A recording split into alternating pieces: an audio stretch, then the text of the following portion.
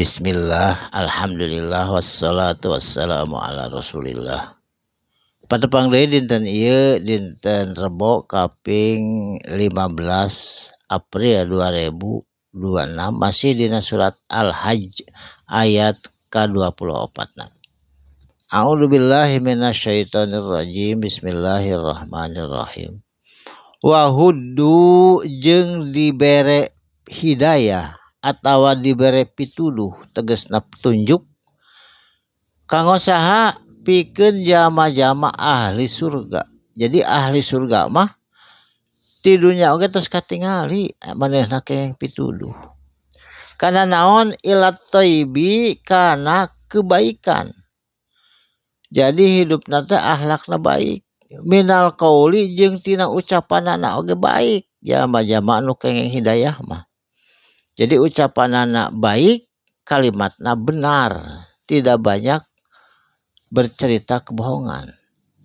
Saterasna wahuddu jeung dipasihan pituduh atau hidayah petunjuk ila sirotil hamidi kana jalan anu lempeng alhamidi jeung anu terpuji. Tah eta jalan anu lempeng jeung terpuji jama-jama eta anu kenging hidayah ti Allah Subhanahu wa taala. Eta teh insyaallah tos katingal ditungtun kanggo lebet kana sawargana Allah di dunya keneh tos katingali. Saterasna sabalikna innalladzina kafaru inna arisanyana alladzina jalma-jalma kafaru anu kafir anu ingkar anu membangkang teu percaya ka Kangjeng Nabi Muhammad jeung ka Allah Subhanahu wa taala. Wa yasuddu jeung sok ngahalang-halang. Wa yasudduna jeung sok menghalangi kana naon ansabilillah kana jalan Allah. Tegasna kana sabilillah teh sok ngahalang-halang. Wal masjidil harami jeung lebet ka Masjidil Haram. Eta waktu sarita umat-umat kafir sok ngahalang-halang lebet ke Masjidil Haram. Alladzi padahal eta teh anu ja'alnahu tos dijadikeun ku kami hu ka itu Masjidil Haram saur Allah linnasi pikeun jama-jama ibadah di dinya. Saterasna sawaan sarua bae sawa-sawa atawa sami al-aqifu penduduk asli Mekah nyaeta mukimin fihi anu aya dina sekitar Ka'bah atawa di Masjidil Haram wal badi atawa pengunjung sami. Lamun rek berbuat jahat sami bakal diadab, lamun rek ibadah oge sami kengeng pahalana. Penduduk asli sareng pendatang sami sadayana ku Allah dipaparin pahala anu sami. Saterasna tergantung kahusuanana. Wa ma yurid jeung saha jalmana anu ngamaksud fihi kana itu Masjidil Haram bi ihadi kana berbuat jahat bidulmin jeung dolim. Jadi geus niat ka itu teh rek berbuat jahat atau rek dolim. Nudik hu tangtuna ku kami bakal dibere ngarasakeun hu pikeun itu jama-jama ngarasakeun naon min azabin tina azab alimin anu kacida peurihna. Jadi jama-jama anu niat jahat niat dolim pasti diberi azab ku Allah di yaumil akhirat atawa di dunya keneh.